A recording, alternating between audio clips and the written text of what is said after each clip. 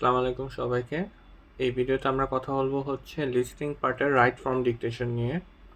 Right form ডিকটেশনে সবাই যে ভুল কাজটা করে এটা হচ্ছে যে অনেকে আছে যে কোশ্চেনটা শোনার পর আপনি কাগজের মধ্যে লেখা স্টার্ট করবেন।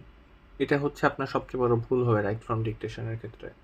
কারণ বলি আপনি এটা হচ্ছে আপনাকে মেমোরিতে রাখতে হবে এবং সাথে সাথে হচ্ছে টাইপ করতে হবে।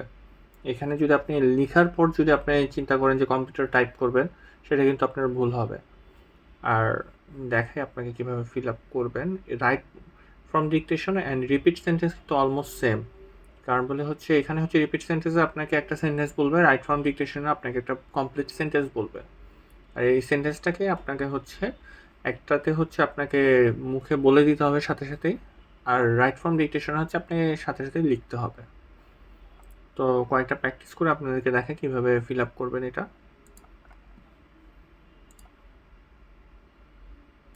এটা এই যে দেখেন, এটা হচ্ছে 3 সেকেন্ডের মধ্যেই ওরা বলে ফেলবে। আর এখানে আপনারা অলওয়েজ হচ্ছে র্যান্ডম দিয়ে রাখবেন। র্যান্ডম দিয়ে রাখলে সুবিধাটা কি হবে যে এক এক ধরনের স্পিকারের মুখের থেকে আপনারা শুনবেন। তো একটা দেখেন যে এটা হচ্ছে মানে ইউএসের, এটা হচ্ছে অস্ট্রেলিয়া সম্ভবত, এটা ইউকে, আর এটা হচ্ছে ইন্ডিয়ার।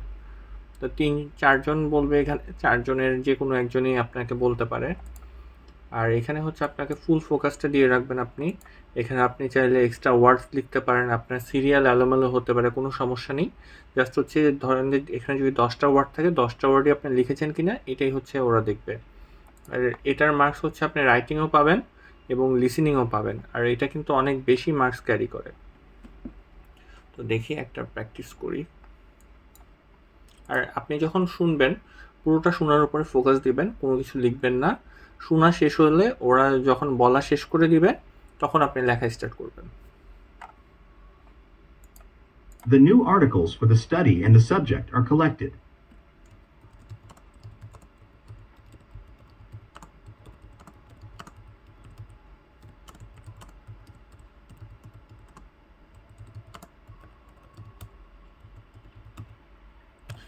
এখানে দুইটা জিনিস করবেন। প্রথমে যে ওয়ার্ডটা লিখবেন এটা হচ্ছে বড় হাতের লিখবেন এবং লেখা শেষ হলে ফুল স্টপটা দিয়ে দিবেন।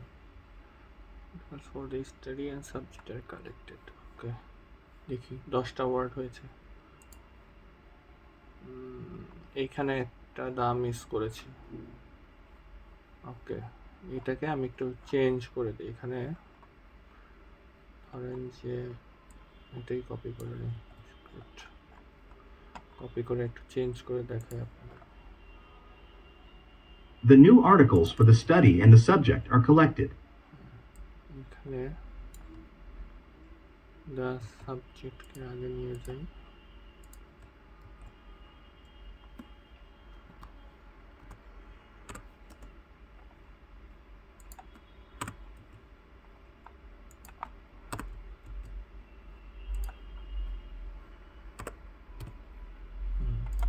এটা কিন্তু গ্রামাটিক্যালি কিন্তু ঠিকঠাক হয়নি, কিন্তু হচ্ছে আপনার মানে সবগুলো ওয়ার্ডই এখানে আছে। 11টা ওয়ার্ড লাগবে, 11টা ওয়ার্ডই আছে। কোনো স্পেলিং আর মিস্টেক হয়নি, বাট গ্রামাটিক্যালি কিন্তু সেন্টেন্সটা কিন্তু কারেক্ট না। এটা সাবমিট করি, দেখি কত আসে। এই যে দেখেন, এটাতে এটা মাত্র সাবমিট করলাম, দ্য সাবজেক্ট আর কালেক্টেড, তারপর লিখেছি the new articles for the study, তারপর অ্যান্ডও আছে। কোনোটাই কিন্তু একদম মানে সেন্টেন্স হিসাবে কিন্তু এটা পুরো জিরো। কিন্তু হচ্ছে আপনার এখানে জাস্ট ওরা চেক করবে যে আপনি প্রত্যেকটা ওয়ার্ড লিখেছেন কিনা, আর হচ্ছে আপনি স্পেলিংগুলো ঠিক আছে কিনা। এখানে হচ্ছে প্রত্যেকটা ওয়ার্ডই লেখা হয়েছে এবং স্পেলিংগুলো ঠিক আছে, সেই জন্য ফুল মার্ক। আচ্ছা, তারপর নেক্সট আরেকটা প্র্যাকটিস করি। You are advised to submit all the dissertations. You are advised to submit all the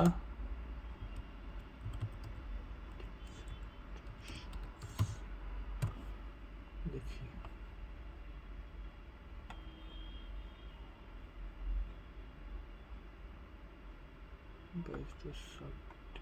ঠিক আছে মনে হয়।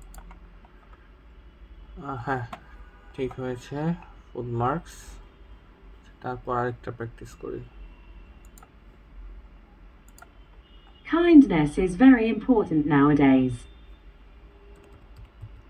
Kindness is